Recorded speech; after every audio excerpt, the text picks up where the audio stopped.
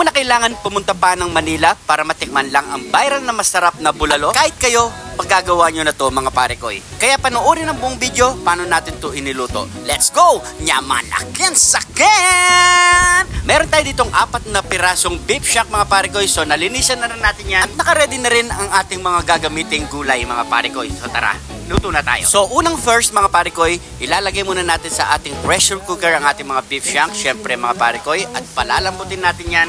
Sabay na rin natin ilagay ang ating mga mais. So yan, share nga pala sa mga bagong followers natin dyan mga pare ko. Maraming salamat po. At maglagay na rin tayo ng pamintang nunal. You know, nunal?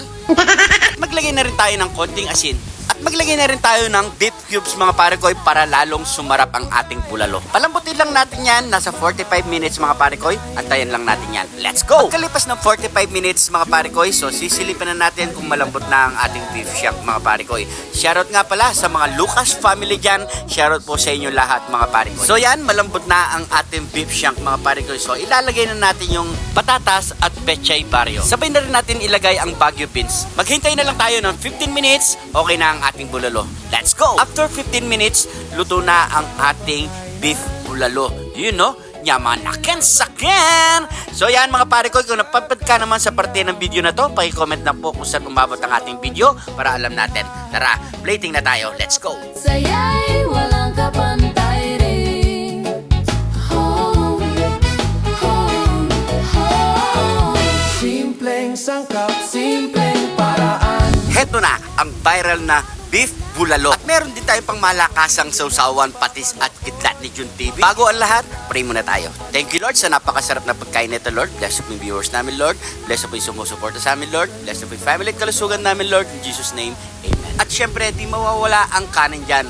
Fried rice nga pala ang ginamit nating kanin mga pare ko. So syempre, try muna natin ng sabaw. Grabe. Yaman akin sakin! So yan, try na natin ng isa. At isawsaw mo na sa masarap na sausawan. You know? Grabe sila yan. So yan mga pare ko, maraming salamat sa mga nagsishare ng ating video. Sobrang napakalaking tulong na yan mga pare ko. You know? Try na natin yan. Kain po tayo mga pare ko. Solid! Napakasarap, napakalambot. Grabe. Kaya subukan nyo na mga pare ko, hindi nyo na kailangan pumunta pa ng Manila para matikman ng masarap na bulalo.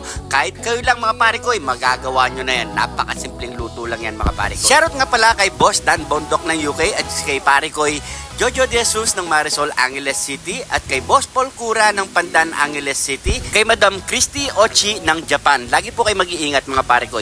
Gusto ko lang i-shoutout ang ating mga bayaning OFW natin dyan, saan man sulok ng mundo.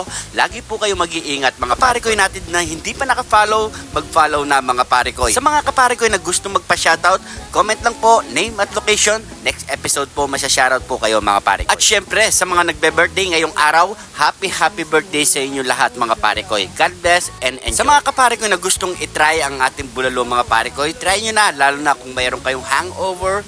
Napakasarap nito. Tanggal talaga ang hangover nyo mga pare. Siguro hanggang dito na lang po ang ating video mga pare ko. Maraming salamat sa panonood at suporta, at sa mga laging nanonood sa ating video, maraming salamat po. Lagi po kayo mag-iingat dyan. God bless po mga pare ko.